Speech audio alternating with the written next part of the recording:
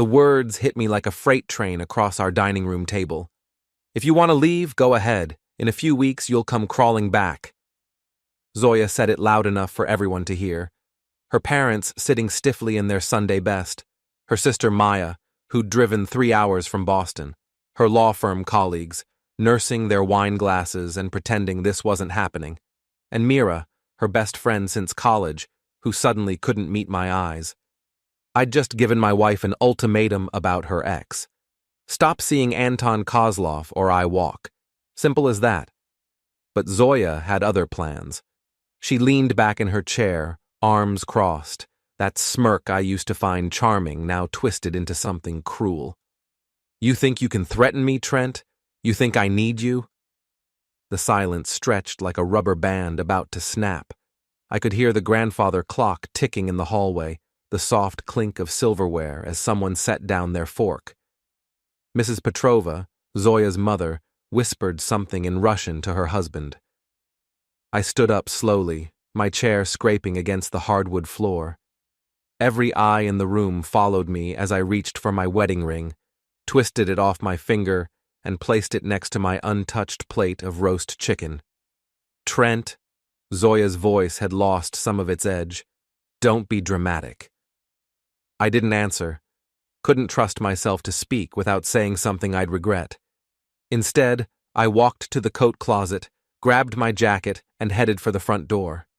Behind me, I heard Zoya's nervous laugh. He'll be back before dessert. You all know Trent. He can't function without me. The door closed with a soft click behind me. The October air was crisp against my face as I walked to my truck, fishing for my keys with shaking hands. 15 years of marriage, and it had come to this. A public execution disguised as a dinner party. I was halfway to my truck when I heard footsteps on the gravel driveway. Trent, wait. I turned to find Mira hurrying after me, her heels clicking against the stones. She looked nervous, glancing back at the house before stepping closer. Are you okay? She asked. Been better, I said, trying to keep my voice steady. Thanks for asking. Mira bit her lip, that same nervous habit I'd watched her do since Zoya brought her home from law school 20 years ago. Can I ask you something? I nodded. Do you want to know the truth? About what she's really been doing? Something in her tone made me stop fumbling with my keys. I looked at her carefully. Mira had always been the quiet one, the loyal friend who listened more than she spoke. But there was something different in her eyes tonight, something that looked almost like anger.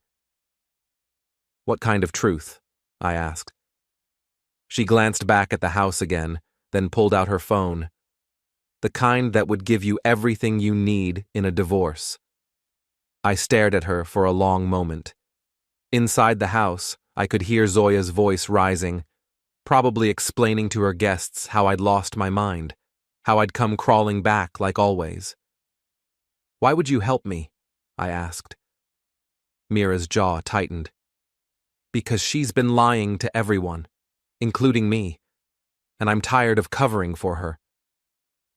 I thought about Zoya's smirk, the way she'd humiliated me in front of everyone, so confident that I was too weak to actually leave. I thought about all the late nights at the office, the mysterious phone calls, the way she'd been pulling away for months. Yes, I said. Mira nodded and started typing on her phone. Give me your number. I'll send you everything tonight. As I rattled off my digits, I could hear laughter from inside the house. Zoya was probably telling her favorite story about how I'd proposed, how nervous and stammering I'd been, how she'd had to help me up off my knees. Trent, Mira said, her thumb hovering over the send button. Once I do this, there's no going back. Are you sure? I looked at the house I'd spent 10 years renovating with my own hands, the windows I'd replaced, the deck I'd built, the garden where Zoya and I had planted roses on our 5th anniversary. All of it felt like someone else's life now. Send it, I said. She hit send, and my phone buzzed immediately. Everything's in there. Screenshots, photos, bank records. She's been planning this for months, Trent. The affair, the money transfers, even talking to a divorce lawyer. My phone felt heavy in my pocket. How long have you known? Too long, Mira said quietly. I kept hoping she'd come to her senses, but she just got worse, more reckless, more cruel. Through the dining room window, I could see Zoya gesturing animatedly, probably explaining my dramatic exit to her captive audience. She looked so confident, so sure of herself. She has no idea what's coming, I said. Good, Mira replied, and there was steel in her voice I'd never heard before. She deserves everything she's about to get. I climbed into my truck and started the engine. In my rearview mirror, I watched Mira walk back to the house, her shoulders straight and purposeful. By the time I reached the end of our street, my phone was buzzing with text messages from Zoya. Where did you go? Stop being such a baby. Everyone thinks you're having a breakdown. Come back and apologize. I turned off my phone and drove to the nearest coffee shop. I needed somewhere quiet to look at what Mira had sent me. Somewhere I could plan my next move without Zoya's voice echoing in my head. The coffee shop was nearly empty. Just a few college students with laptops and an elderly man reading a newspaper. I ordered a black coffee and found a corner table where I could spread out. My hands were steadier now as I opened Mira's messages. The first thing I saw was a screenshot of a text conversation between Zoya and Anton. The timestamp was from 3 days ago. Anton, can't wait to see you tomorrow. Same hotel? Zoya, room 412. I told Trent I have a client dinner. Anton, he still doesn't suspect anything? Zoya, please. He's too busy playing with his tools in the garage, completely clueless. My coffee suddenly tasted like ash. I scrolled down to find more screenshots, dozens of them. Messages about hotel meetings, romantic dinners, even discussions about what they'd do with my construction business once Zoya divorced me. But the worst part was the voice message. Mira had somehow recorded Zoya talking to Anton on the phone. I plugged in my earbuds and hit play. He actually thinks he can give me an ultimatum. Zoya's voice was full of contempt. Like I'm some little housewife who needs his permission to see my friends. When I'm done with him, he'll be lucky to keep his truck. Anton's laughter came through clearly. You sure he won't fight back? He seems like the type who might get nasty. Trent? He's a teddy bear. All bark, no bite. I've been walking all over him for years, and he just takes it. Tonight, I'm going to put him in his place once and for all. I sat back in my chair, staring at my phone. They'd planned this. The whole dinner party, the public humiliation, even my reaction. Zoya had orchestrated everything, expecting me to slink back home with my tail between my legs. But she'd made one crucial mistake. She'd underestimated Mira's loyalty to me, and she'd overestimated my willingness to be her doormat. I spent the next 2 hours going through everything Mira had sent. Bank statements showing money transfers to Anton's business account. Hotel receipts charged to our joint credit card. Photos of them together at restaurants where Zoya had told me she was working late. The evidence was overwhelming. More than enough for any divorce lawyer worth their salt. But as I sat there planning my next move, I realized I wanted more than just a clean divorce. Zoya had humiliated me publicly, destroyed my reputation in front of people I'd known for years. She wanted to play games? Fine. But she was about to learn that I knew how to play them too. I drove home around midnight, expecting to find the house dark. Instead, every light was on, and cars were still in the driveway. Through the windows, I could see the dinner party was still going strong, though it looked more like a strategy session now. I parked across the street and watched for a few minutes. Zoya was pacing in front of the living room window, her hands moving as she talked. Her parents sat stiffly on the couch, while Maya and the law firm colleagues huddled around the coffee table. My phone started buzzing again. More messages from Zoya, increasingly frantic. This is ridiculous. Come home right now. People are starting to ask questions. You're embarrassing me. I turned off the phone and drove to a hotel downtown. I needed time to think, to plan. And I needed to be somewhere Zoya couldn't find me when she realized her perfect little world was about to come crashing down. The hotel room was generic and clean, nothing like the carefully decorated bedroom Zoya and I had shared for so many years. I spread the printed screenshots across the desk and started making a list. First, I'd file for divorce. That was obvious. But I wanted to make sure Zoya felt the same humiliation she'd put me through. She'd made our marriage problems public, so I'd return the favor. Her parents, who'd always looked down on me for being a construction worker instead of a lawyer or doctor, they deserved to know what their precious daughter had really been doing. Her law firm, where she'd built her reputation as a family attorney. I wondered how her partners would feel about her extramarital activities. And Anton, who thought he was so clever stealing another man's wife. He had no idea what kind of woman he was really dealing with. By the time I fell asleep, I had a plan. It wasn't complicated, but it didn't need to be. Sometimes the simplest approach was the most effective. I woke up at 6 a.m. and drove straight to my lawyer's office. Jim Morrison had handled my business contracts for years, and while he wasn't a divorce specialist, he knew enough to get me started. "You sure about this, Trent?" Jim asked, looking over the evidence I'd brought. "This is pretty damaging stuff." "I'm sure," I said. "File the papers today. I want everything documented before she has a chance to hide assets or spin the story." Jim nodded and started making copies. "What about the house?" "It's in both our names, but I put down the down payment and paid for all the renovations. I want my share." "And the business?" "That's mine. She never had anything to do with Ardell Construction." Jim made notes as we talked. "You know she's going to fight this, especially once she sees what you have on her." "Let her fight," I said. "I'm not the same guy who walked out of that dinner party last night." While Jim prepared the paperwork, I drove to an internet cafe across town. I needed to send some emails, and I didn't want them traced back to my phone or home computer. The first email went to Zoya's parents. I kept it simple. "Mr. and Mrs. Petrov, I thought you should know what your daughter has been doing while you've been telling me what a lucky man I am to be married to her. Attached are screenshots of text messages, bank records, and hotel receipts spanning the last 6 months. I am filing for divorce today. Trent Ardell." I attached everything Mira had given me and hit send. Then I composed a similar email to Maya, Zoya's sister. Maya had never liked me much, but she was fiercely protective of the family reputation. She'd be furious when she saw what Zoya had been doing. The third email was trickier. I looked up the general contact information for Zoya's law firm, Brennan, Walsh and Associates. They prided themselves on being a family-oriented practice, specializing in divorce and custody cases. I wondered how they'd feel about having a cheating spouse on their payroll. "To whom it may concern, my name is Trent Ardell. My wife, Zoya Ardell, is an associate at your firm. I am writing to inform you that I am filing for divorce today based on evidence of adultery and financial misconduct.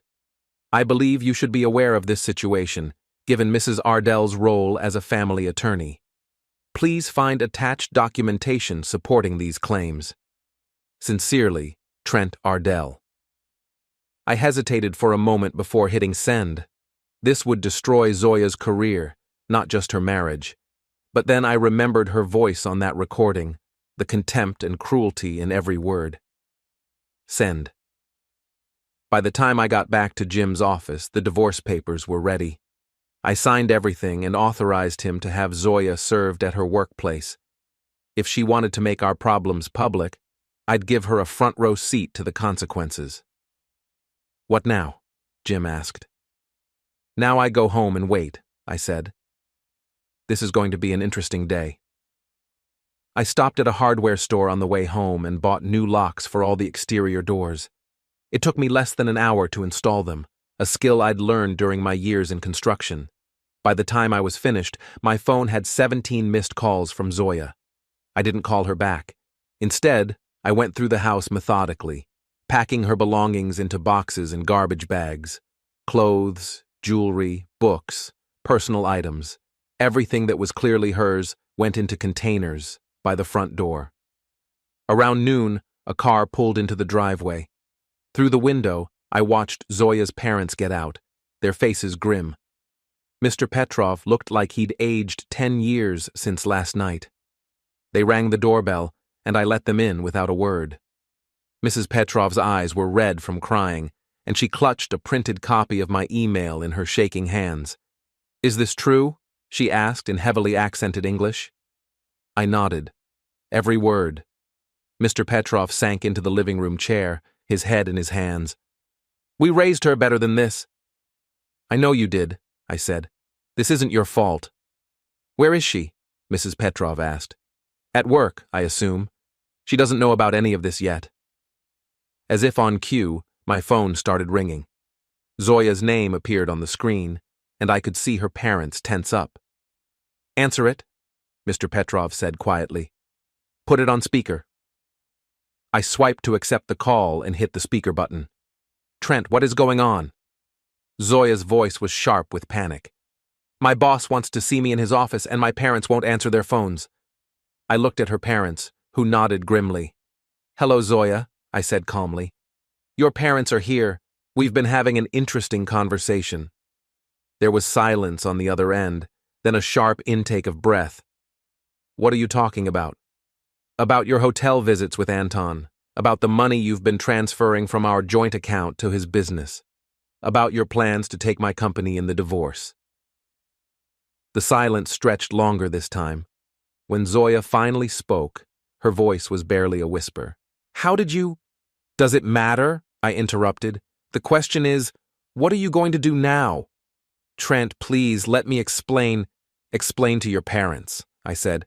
"I'm sure they'd love to hear your side of the story."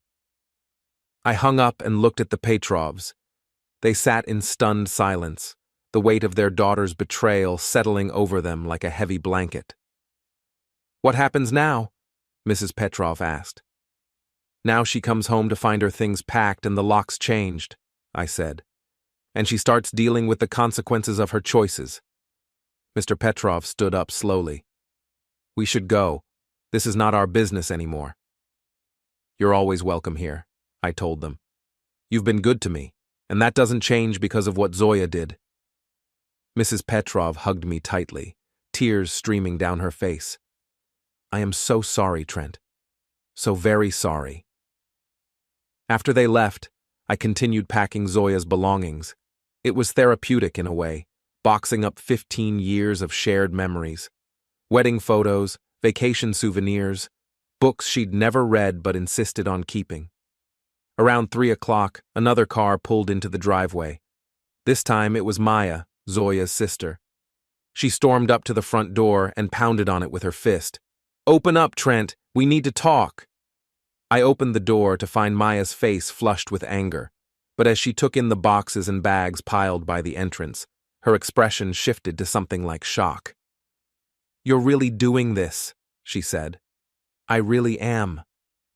Maya pushed past me into the living room, her heels clicking on the hardwood floor. "Look, I know Zoya can be difficult." "Difficult?" I laughed, but there was no humor in it. "Maya, did you read what I sent you? Your sister has been having an affair for months. She's been stealing money from our accounts. She humiliated me in front of your entire family. She made a mistake. Multiple mistakes. Calculated, deliberate mistakes. This wasn't some moment of weakness, Maya. This was a campaign."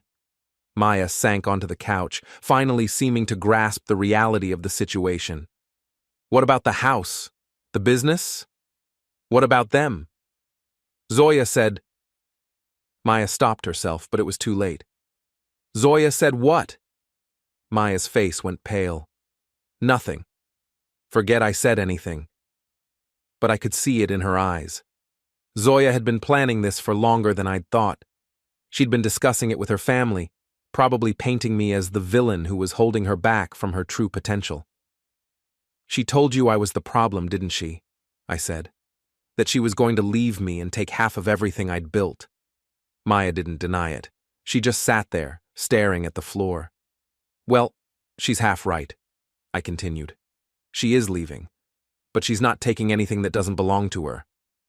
My phone buzzed with a text message. It was from a number I didn't recognize. "This is Robert Brennan from Brennan, Walsh and Associates. We need to discuss your wife's employment status. Please call me at your earliest convenience." I showed the message to Maya, who read it with growing horror. "Oh no," she whispered. "Her job." "Actions have consequences," I said. She should have thought about that before she decided to destroy our marriage for sport. Maya left without another word, her shoulders slumped in defeat. I watched her drive away, then called Robert Brennan back. "Mr. Ardell," his voice was carefully professional.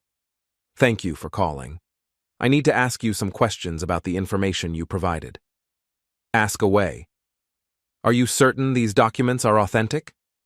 "Completely certain. I can provide additional evidence if needed." There was a pause. "That won't be necessary. We've already verified several of the claims independently. I'm afraid Mrs. Ardell's position with our firm is no longer tenable." "I understand. We'll be conducting a formal review, but given the nature of the allegations and the evidence provided, her employment will be terminated effective immediately." After I hung up, I sat in my empty house and waited. Zoya would be home soon, and she'd be coming home to a very different world than the one she'd left that morning. Sure enough, at 5:30, I heard a car in the driveway. Through the window, I watched Zoya get out of her BMW, her face a mask of barely controlled rage. She marched up to the front door and tried her key. When it didn't work, she started pounding on the door. "Trent, open this door right now!" I took my time walking to the entrance, letting her wait. When I finally opened it, she tried to push past me, but I blocked her way. "Going somewhere?" I asked. "This is my house too," she snarled. "You can't lock me out." "Actually, I can. These are your belongings." I gestured to the boxes and bags. "Everything else stays here." Zoya's eyes swept over the packed items, and I could see the reality of the situation finally hitting her. "You can't be serious." "Completely serious. You wanted me gone, remember? You got your wish." "That was just, I was angry. I didn't mean—" "You meant every word," I interrupted. "Just like you meant every text message to Anton, every hotel visit, every dollar you transferred to his account." Her face went white. "How did you— Does it matter? The point is, I know. Your parents know. Your sister knows. Your boss knows." "My boss?" Her voice cracked. "Former boss, actually. Brennan called me an hour ago. Apparently, family law firms don't like having cheating spouses on their payroll. Bad for the image." Zoya staggered backward like I'd slapped her. "You destroyed my career." "No, Zoya, you destroyed your career. I just made sure people knew about it." She stood there for a long moment, staring at the boxes of her belongings. When she looked up again, there were tears in her eyes, but they were tears of rage, not remorse. "This isn't over, Trent. I'll fight you on everything. The house, the business, every penny." "Go ahead," I said. "But you might want to call Anton first.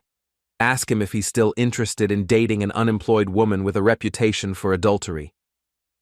I closed the door and locked it, leaving Zoya standing on the porch with the wreckage of her old life. Through the window, I watched her load box after box into her car, her movements sharp and angry. When she finally drove away, the house felt different. Emptier, but also cleaner somehow, like a weight had been lifted from the walls themselves. My phone buzzed with another text from Mira. "How are you holding up?" I typed back. "Better than expected. Thank you for everything." She had it coming. "Are you going to be okay?" I looked around the house I'd built with my own hands, the business I'd grown from nothing, the life I was finally free to live on my own terms. "I'm going to be just fine," I replied. And for the first time in months, I actually believed it. The next morning brought a parade of phone calls that would have been comical if they weren't so satisfying. I was drinking my coffee on the back deck, enjoying the October sunshine, when my phone started ringing at 7 a.m. sharp. The first call was from Anton himself. "Trent, we need to talk." His voice was tight with barely controlled panic. "Do we?"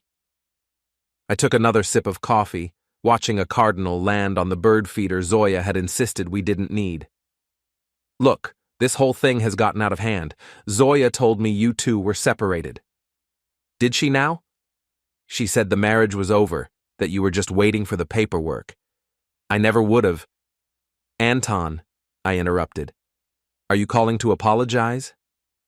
There was a pause. "I'm calling to see if we can work something out, man to man." I laughed, genuinely amused. "Work something out? Like what?"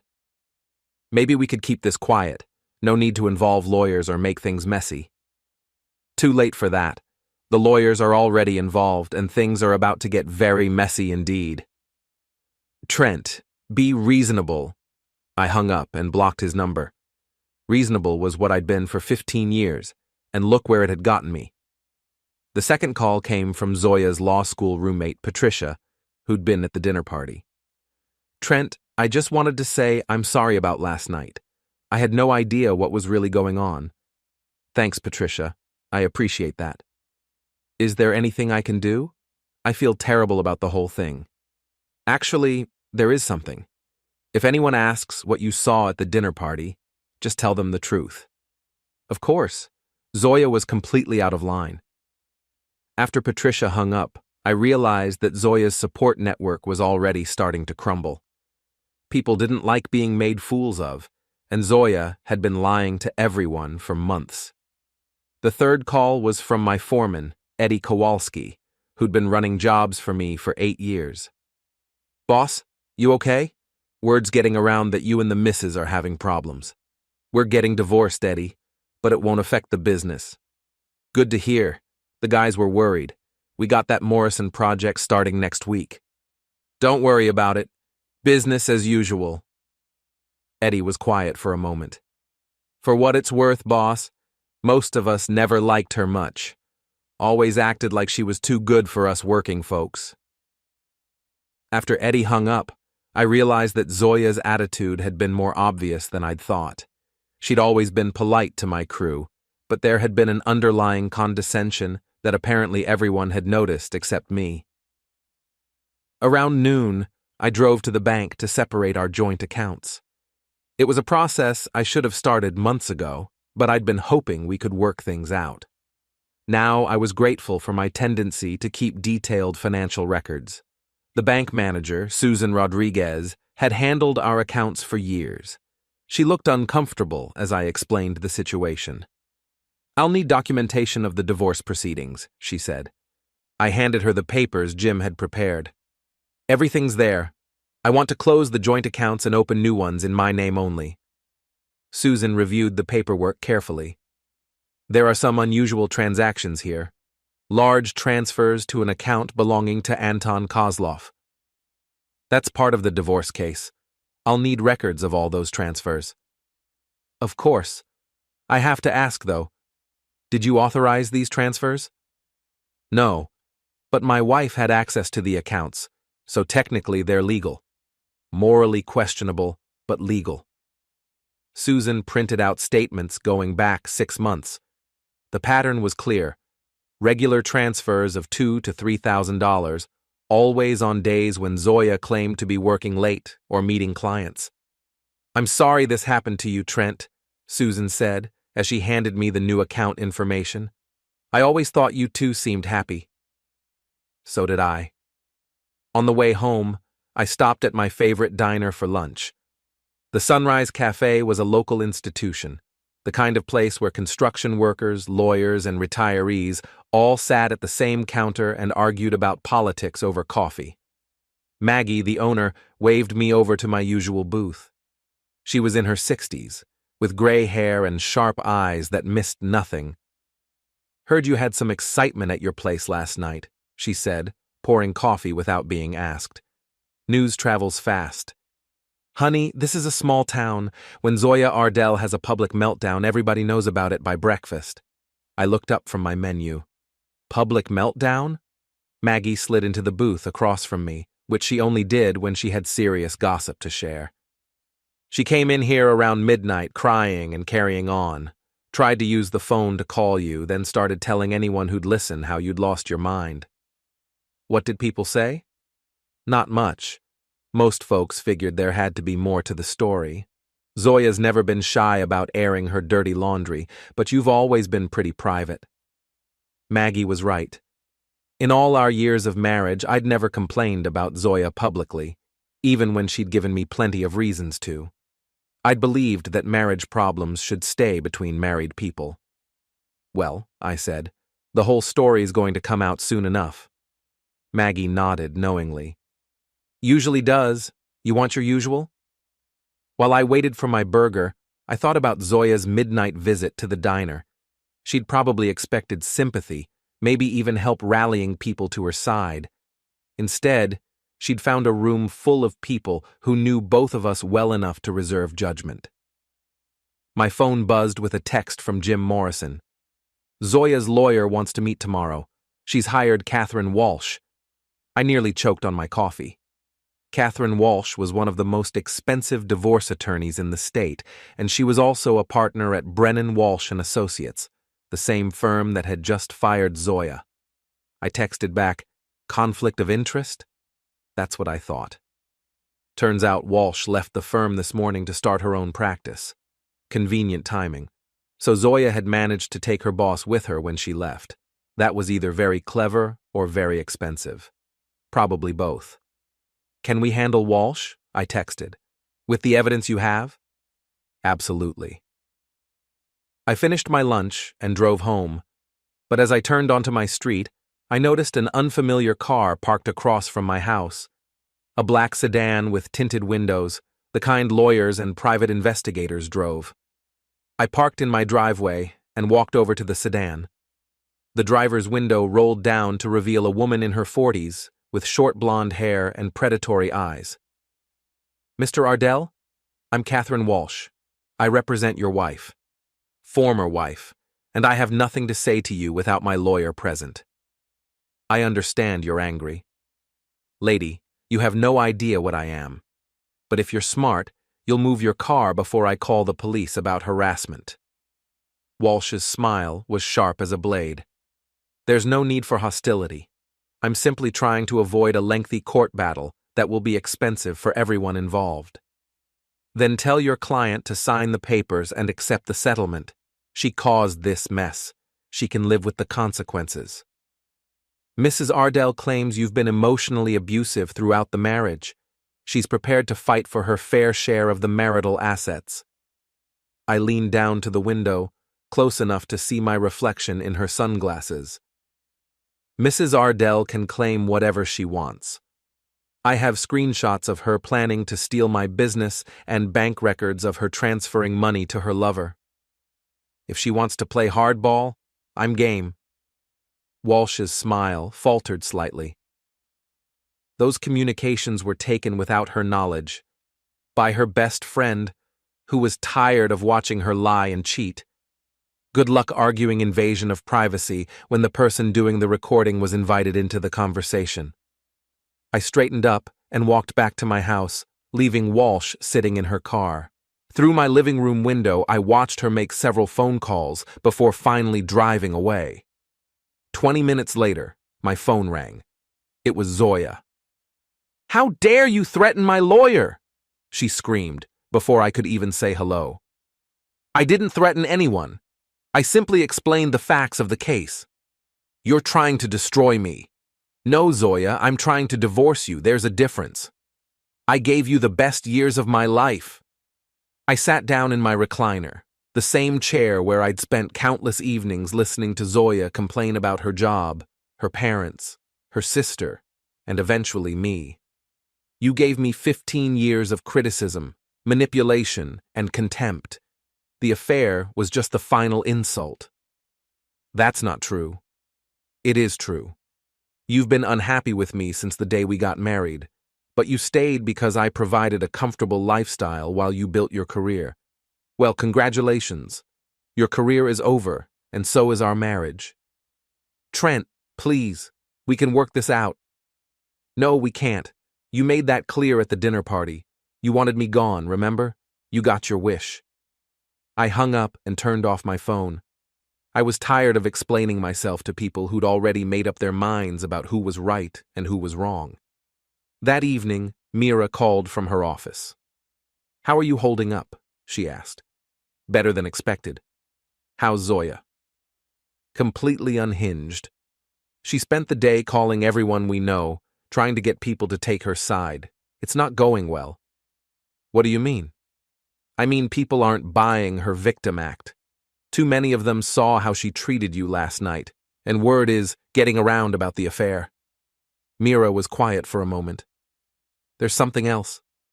She's been asking about you and me. What about us? She thinks we're sleeping together. That's why I helped you. I laughed, despite everything. Of course she does. She can't imagine someone doing the right thing without an ulterior motive. I told her the truth, that I was tired of watching her destroy her marriage and humiliate you in public, but she doesn't believe me. Let her think whatever she wants. It doesn't change anything. Actually, it might. If she's convinced we're having an affair, she might try to use that in the divorce. I thought about that for a moment. Let her try. We've never been alone together except for last night in the driveway, and there were witnesses to that conversation. True, but Zoya's desperate and desperate people do stupid things. Mira was right to be concerned. Zoya had always been vindictive when she didn't get her way, and now she was facing the collapse of everything she'd worked for. That made her dangerous. Be careful, I told Mira. If she's willing to destroy our marriage for sport, there's no telling what else she might do.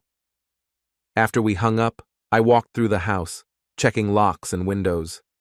It felt strange being alone here after so many years of marriage, but it also felt peaceful. For the first time in months, I could relax without worrying about Zoya's mood or what fresh complaint she might have about my behavior. I was getting ready for bed when I heard a car in the driveway. Through the bedroom window, I could see Zoya's BMW parked behind my truck, blocking me in. She got out of the car and walked to the front door, but instead of knocking, she just stood there. I watched her for several minutes, wondering what she was planning. Finally, she pulled out her phone and called me. I let it go to voicemail, then played the message back on speaker. "Trent, I know you're in there. I can see the lights. I just want to talk. 5 minutes, that's all. Please." Her voice was different now, smaller, more vulnerable. The imperious tone from the dinner party was gone, replaced by something that sounded almost like the woman I'd married 20 years ago. But I'd learned not to trust Zoya's emotional performances. She was a lawyer, trained to manipulate juries and judges. A few tears and a trembling voice were just tools in her arsenal. I turned off the lights and went to bed, leaving her standing in the driveway. Eventually, I heard her car start up and drive away, but it took me a long time to fall asleep. The next morning brought a new surprise. I was drinking coffee and reading the paper when the doorbell rang. Through the peephole, I could see a young man in a cheap suit holding a manila envelope. "Trent Ardell?" he asked when I opened the door. "That's me." "You've been served." He handed me the envelope and walked away. Inside was a restraining order, filed by Zoya and signed by Judge Harrison. According to the document, I was prohibited from contacting Zoya directly or indirectly, coming within 500 feet of her residence or workplace, or making any statements about her to third parties. I called Jim Morrison immediately. "She's trying to control the narrative," he explained after I read him the order. "If you can't talk about the case, she can spin it however she wants." "Can she do that?" "She can try, but restraining orders are supposed to be for genuine threats of violence, not marital disputes. We'll challenge it." "How long will that take?" "A few days, maybe a week. In the meantime, you need to be very careful about what you say and to whom." After Jim hung up, I realized how clever Zoya's move had been. She couldn't stop the divorce, but she could try to limit the damage to her reputation by silencing me. But she'd made one crucial mistake. The restraining order only applied to me. It said nothing about Mira, or my work crew, or any of the other people who'd witnessed Zoya's behavior over the years. I was pouring a second cup of coffee when my phone rang. It was Eddie Kowalski. "Boss, you seen the paper today?" "Just the front page. Why?" "Check the local section. Your wife's been busy." I found the article on page 3. The headline read, "Local Attorney Seeks Protection from Estranged Husband." The story was short but damaging. It described me as a construction worker with a history of anger management issues who had threatened and harassed my prominent attorney wife during a domestic dispute. There was no mention of the affair, the financial misconduct, or the public humiliation at the dinner party. Just Zoya's version of events, carefully crafted to make her look like a victim and me look like a violent thug. I called Jim back. "I saw it," he said before I could speak. "It's a hit piece, probably fed to the reporter by Walsh. Can we respond?" "Not directly because of the restraining order, but there are other ways to get the truth out." "Such as?" "Well, the restraining order doesn't prevent other people from talking to reporters, and it doesn't prevent us from filing court documents that become part of the public record." I was beginning to understand why Jim had such a good reputation. He might not be a divorce specialist, but he understood how the game was played. "What do you need from me?" "Everything. Bank records, phone records, witness statements. I want to file a response that lays out the entire timeline of Zoya's affair and financial misconduct." "How long will that take?" "I can have something ready by tomorrow morning. The question is, are you prepared for the fallout? Once we file this, everything becomes public." I thought about Zoya's smirk at the dinner party, her contemptuous voice on the recording, her assumption that I was too weak to fight back. "File it," I said. "All of it." The rest of the day passed quietly. I worked on some estimates for upcoming jobs, trying to maintain some sense of normalcy while my personal life imploded around me. Around 5 o'clock, Mira called. "Have you seen the news?" she asked. "You mean the hatchet job in the local paper?" "No, the other news. Anton's wife filed for divorce this morning. Apparently, she hired a private investigator." I sat up straighter. "What did they find?" "Everything. Hotel records, restaurant receipts, even photos. Anton's been cheating on his wife with multiple women, not just Zoya." "How do you know all this?" "Anton's wife called me. She wanted to thank me for exposing her husband's affair. Apparently, she'd suspected for months but couldn't prove anything." This was an interesting development.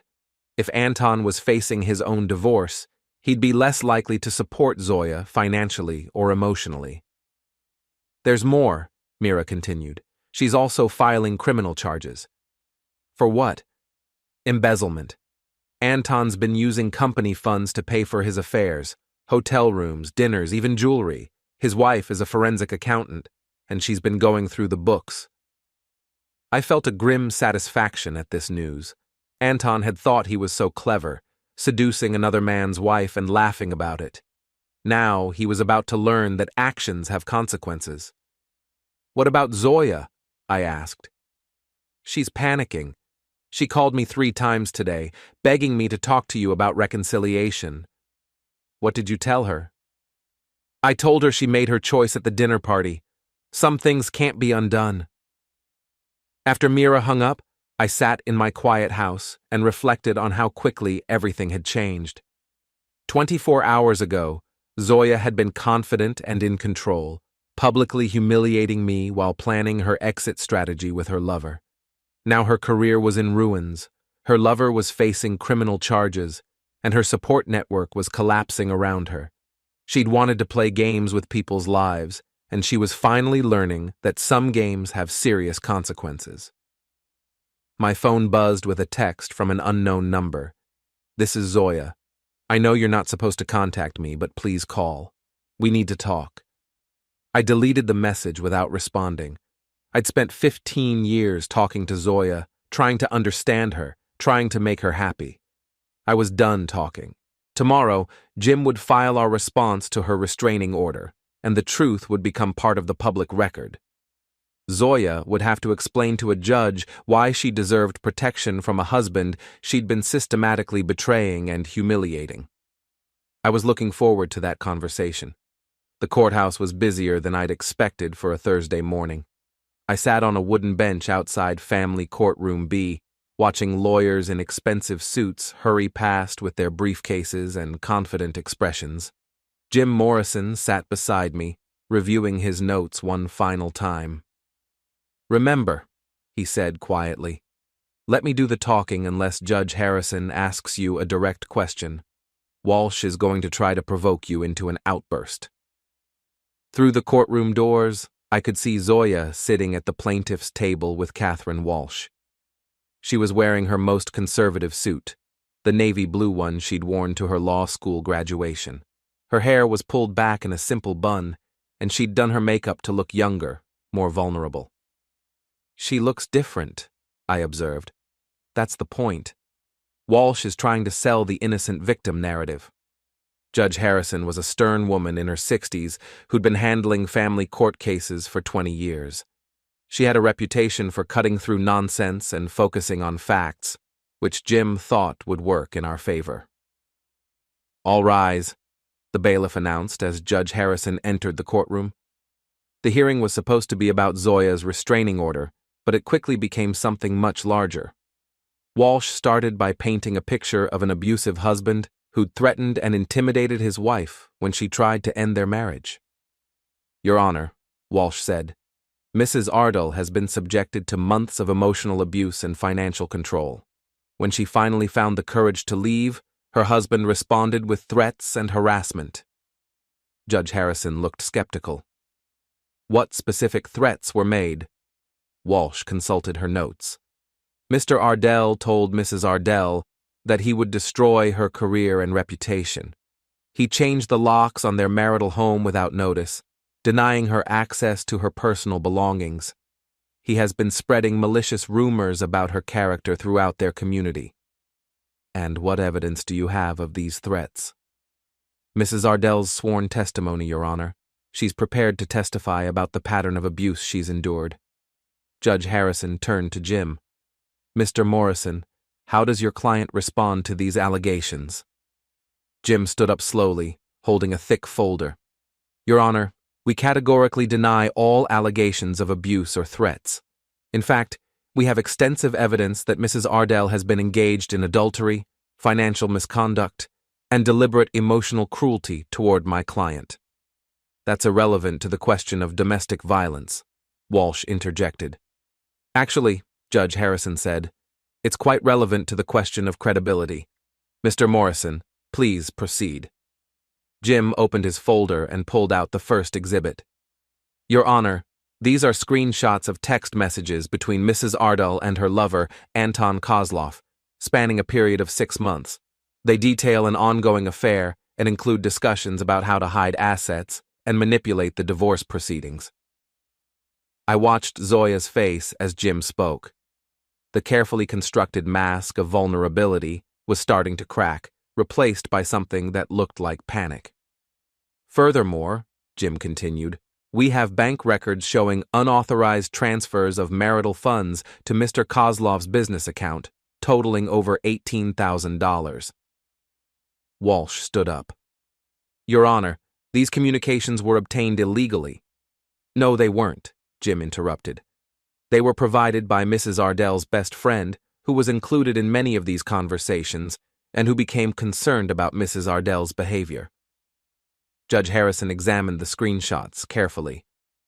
"These appear to be authentic. Mrs. Ardell, did you send these messages?" Zoya looked at Walsh, who nodded reluctantly. "Yes, Your Honor, but they're taken out of context." "The context seems quite clear," Judge Harrison said dryly. "You were having an affair and discussing how to manipulate divorce proceedings. Mr. Morrison, is there more?" "Yes, Your Honor. We also have audio recordings of Mrs. Ardell discussing her plans to humiliate my client publicly and take his business assets." Jim played a portion of the recording Mira had captured. Zoya's voice filled the courtroom, dripping with contempt as she described me as a teddy bear, who would crawl back after she put me in my place.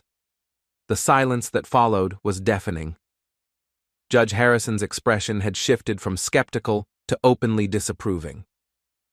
"Mrs. Ardell," she said finally, "you claim your husband threatened to destroy your reputation, but it appears you were planning to destroy his. Can you explain this contradiction?" Zoya's composure finally cracked completely. "He humiliated me in front of my family. After you humiliated him in front of the same family, according to this evidence. Mrs. Ardell, restraining orders are serious legal instruments designed to protect victims of genuine abuse. They are not tools for controlling the narrative in a contentious divorce." Walsh tried to salvage the situation. "Your Honor, regardless of the marital issues, Mrs. Ardell has a right to feel safe." "From what?" Judge Harrison interrupted. "I see no evidence of any threats or violence from Mr. Ardell. What I see is a woman who engaged in adultery, financial misconduct, and public humiliation of her spouse, then tried to use the legal system to silence him when he filed for divorce." Judge Harrison turned to me directly. "Mr. Ardell, have you ever threatened your wife with physical violence?" "No, Your Honor. I've never laid a hand on her in anger." "Have you contacted her since the restraining order was issued?" "No, Your Honor. She's tried to contact me, but I haven't responded." Judge Harrison nodded and made some notes. "Mrs. Ardell, I'm dismissing your petition for a restraining order.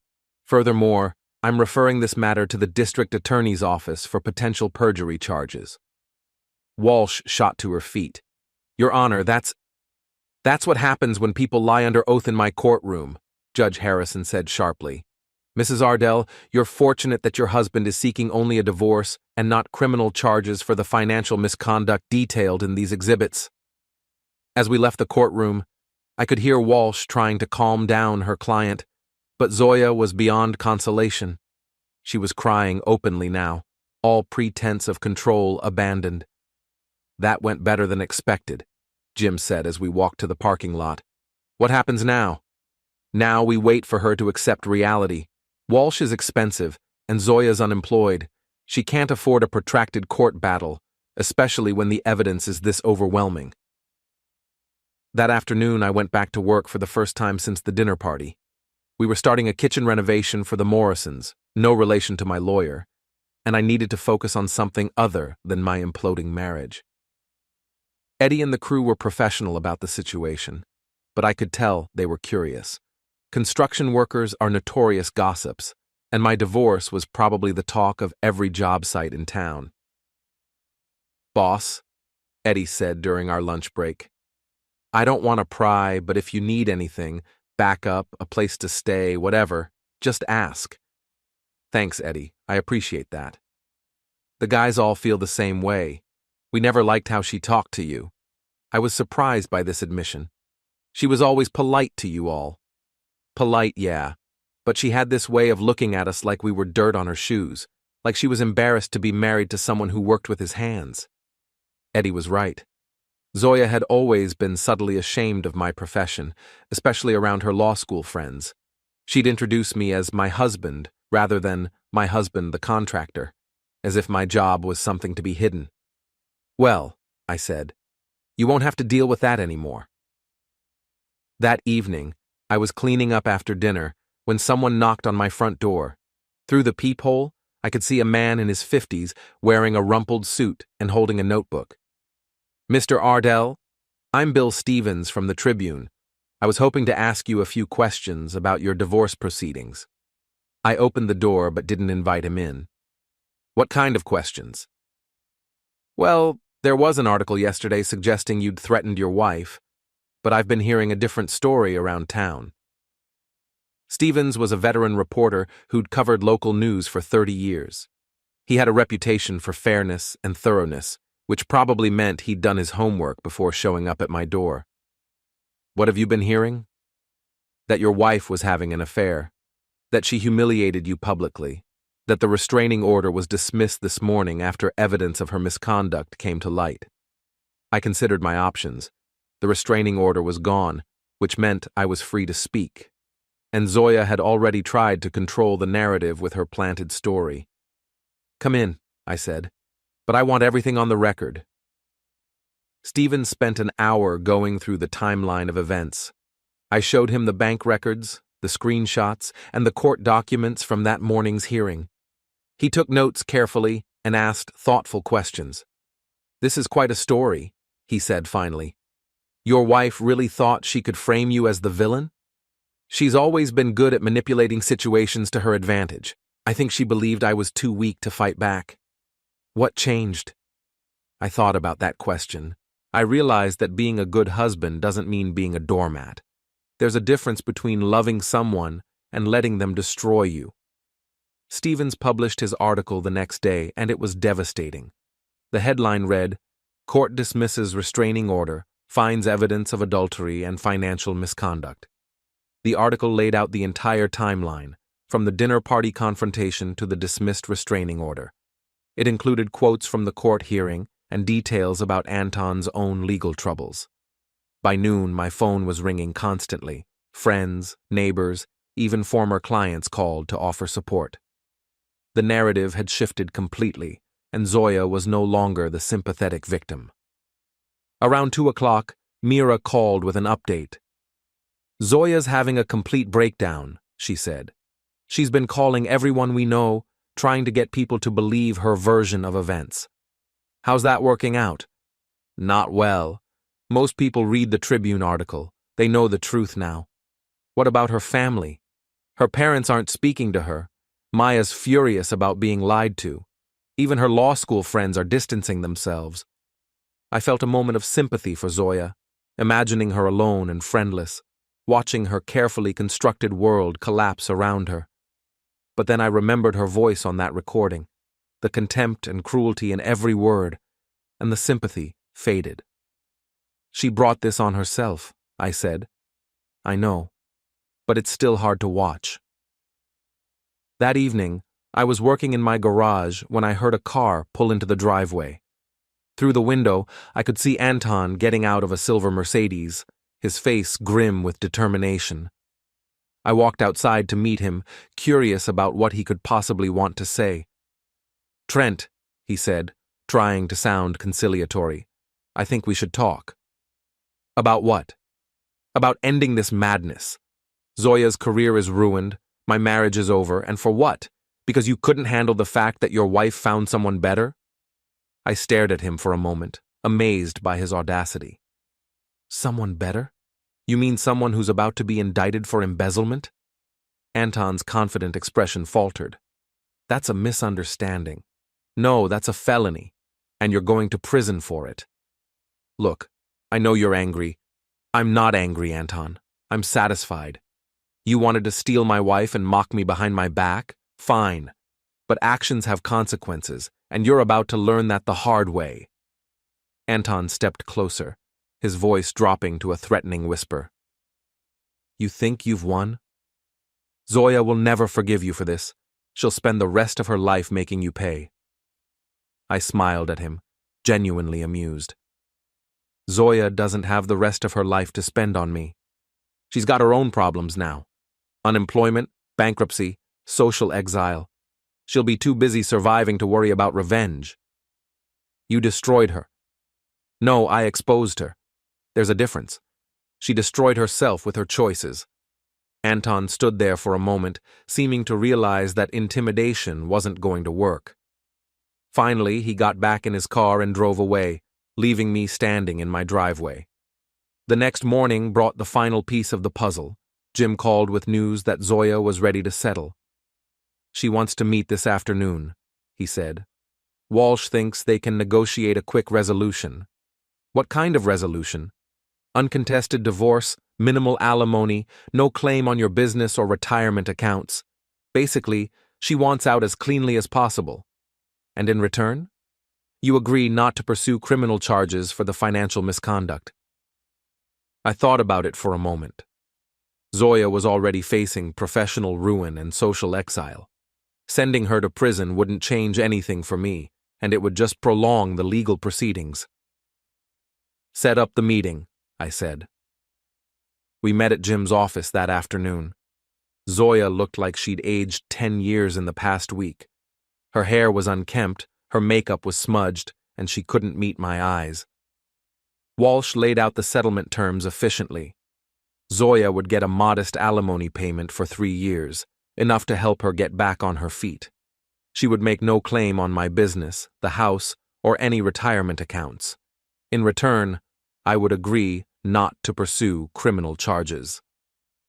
"There's one more thing," Walsh said. "Mrs. Ardell would like to make a statement." Zoya finally looked up at me, her eyes red from crying. "Trent, I know I can't undo what I did. I know you'll never forgive me.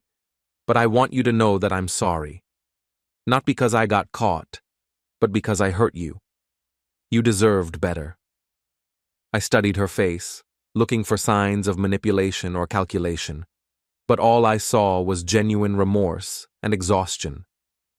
"Thank you for saying that," I said finally. "It doesn't change anything, but I appreciate the apology." We signed the papers in silence, officially ending 15 years of marriage with the scratch of a pen. As Zoya and Walsh left the office, she turned back one last time. "For what it's worth," she said, "you were right about Anton. He's not worth what I gave up." After they were gone, Jim and I sat in his office, reviewing the signed documents. "How do you feel?" he asked. "Free," I said, and realized I meant it. That evening, I called Mira to let her know the divorce was finalized. "How's Zoya taking it?" I asked. "She's leaving town, moving back to Boston to stay with her cousin while she figures out what to do next." "That's probably for the best." "Trent," Mira said, "I want you to know that I don't regret helping you. Zoya was my friend, but what she did was wrong. Thank you. For everything. What will you do now?" I looked around my quiet house, thinking about the future for the first time in months. "I'm going to live my life, work on projects I enjoy, spend time with people who respect me, maybe travel a little." Sounds like a good plan. After we hung up, I walked through the house one final time as a married man. Tomorrow, I would start the process of making it truly mine.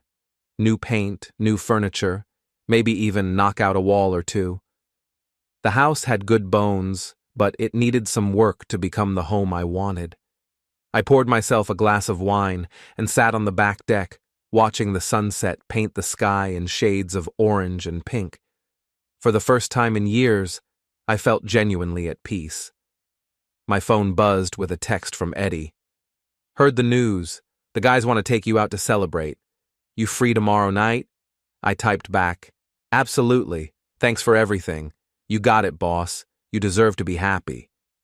As the stars came out, I reflected on everything that had happened.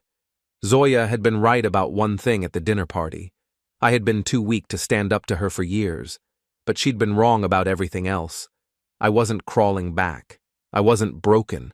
I wasn't the same man who'd walked out of that dinner party a week ago. I was free, and I was just getting started.